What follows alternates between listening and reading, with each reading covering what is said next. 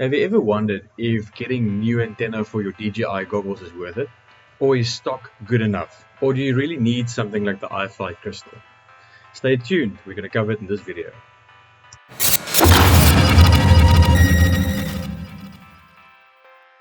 Hi there everyone, welcome back to Infinity Drones. I hope you guys like the content that I'm making, and if you guys do, please consider to click the subscribe button at the bottom of the page. It really helps out the channel. Today we're going to take a look at a range test that I did with my DJI FPV drone using the iFlight crystal patch antenna as well as the default stock antenna. Now bear in mind I am running the Dronehacks mod, meaning that I have FCC mode enabled, basically FCC boost mode enabled, so 1400 milliwatt essentially. Now I'm going to fly out the same distance, the same morning, about 10 minutes apart from each other. And the best part about this is that I'm flying in an area where there is absolutely no interference and there's no wind whatsoever. So this is perfect conditions for a nice range test. It's about 25 degrees Celsius and we just sent it out over the field. Now it's a nice overcast day as well, with nice humidity. So this should make for a nice interesting range test because in my opinion, with FCC mod enabled, then you really don't need more range because the DJI FPV drone already has a great range. And I think if you have used Dronehacks before and you've removed the no-fly zones as well as the altitude limits, then you should have no range issues whatsoever. The DJI FPV drone is a fantastic cruiser drone. So if you are thinking about long range, then think about this drone, especially if you're a beginner, because you've got a fantastic fail-safe system there. You just press a button and it hovers in the air, goes back to Mavic mode essentially. A lot of people call it the oh shit button. But if you fly out and you, with normal FPV drone, and you lose sight or lose signal, then you are going to be worried. With a DJI FPV drone, you can essentially buy it, charge it, send it out, and then it'll just come back to you. It's really that simple. It's the fail-safe system on the DJI system is just really that good. And I think it's also why a lot of people hate the system, because it just brings in a lot of guys into the FPV hobby which doesn't really know what the heck's going on. But I think it's a fantastic entry point. A lot of guys are going to get the DJI FPV drone and then realize, wait a minute, we really love this hobby, and then they're going to get themselves a custom thing and then just go down the rabbit hole from there. In this case, I'm flying my DJI FPV drone. I'm using the Dalprop F5 foldable propellers. I really do enjoy them. It makes it makes traveling and packing up quite easy, and I've done no issues with it at all. I've also done quite nice mountain dives with it, and the performance that I think on them are just fine. Back to the range test. As you guys can see, we're flying out quite far over the field. We're probably around about 2 kilometers. Please take a look at the captions. It should give you the information that you need with regards to how far out we went. But just spoiler alert, I'm just going to try and see if I can forward all the way through so I don't make a 20-minute video here. But the idea here is that with the iFlight crystal antenna that I'm using right now, I flew out 3.5 kilometers before battery said I must turn back home. And this is a fantastic result because I still had 3 bars signal left and I could just easily carry on. I had no problems whatsoever. I had my spotter next to me that made sure that I was facing the right direction so that the patch antenna was facing where I was flying, and I had a very very nice flight out here. Beautiful country that we're in. It's like a very nice arid desert in the Karoo in South Africa, and we could just send it out 3.56 kilometers. I'll check the CRT file shortly just to make sure that we got the correct information on the screen. However, I'm going to forward the section now so that we can see how far we went, and I'll take it up back from there. As we reach the end of the battery limit, we are reaching 3.5 kilometers, just under 3.5 kilometers.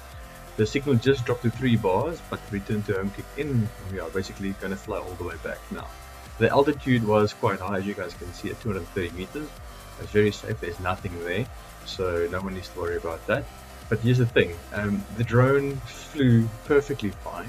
There was hardly any signal drop. The bitrate was good the entire trip, and I have to admit that the crystal iFlight crystal patch antennas work perfectly well. As you guys can see that I still have around about 10-15 megabytes per second at 3.5 kilometers out, so I was pretty happy with it. But yeah, I'm just going to forward on the way back because obviously it's going to be quite boring, and then we can take it up with the stock DJI antenna.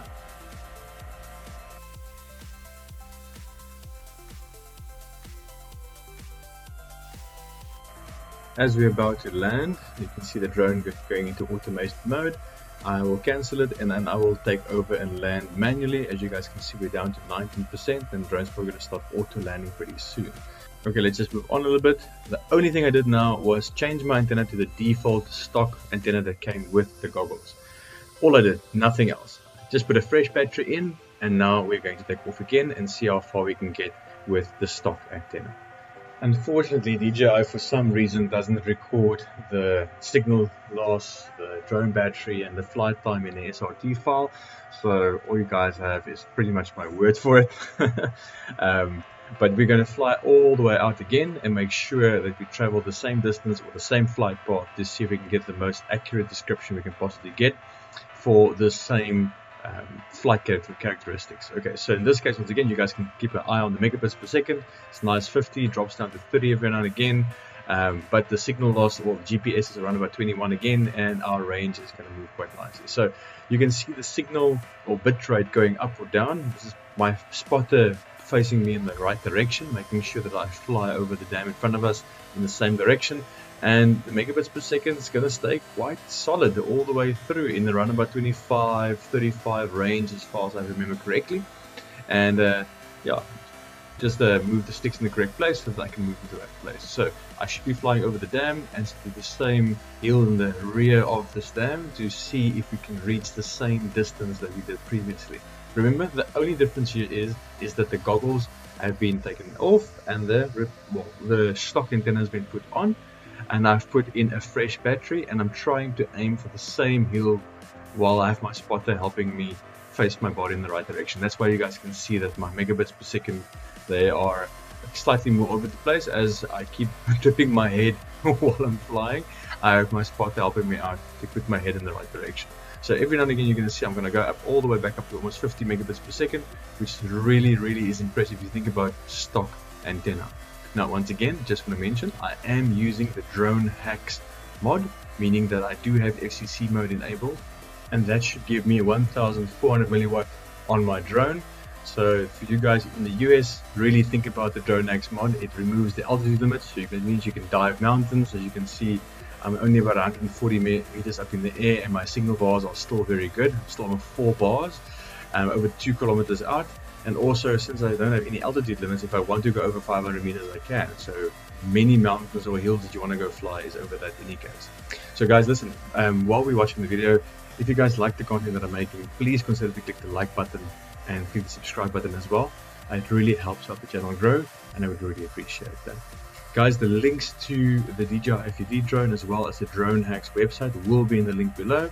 I'm also going to add cards in the video so that you guys can go straight to the video tutorial on how to enable Dronehacks on your drone. It is incredibly easy to use. Essentially just follow the prompts all the way through and you can enable FCC mode, remove the no-fly zones as well as the altitude limits on your DJI FPV drone.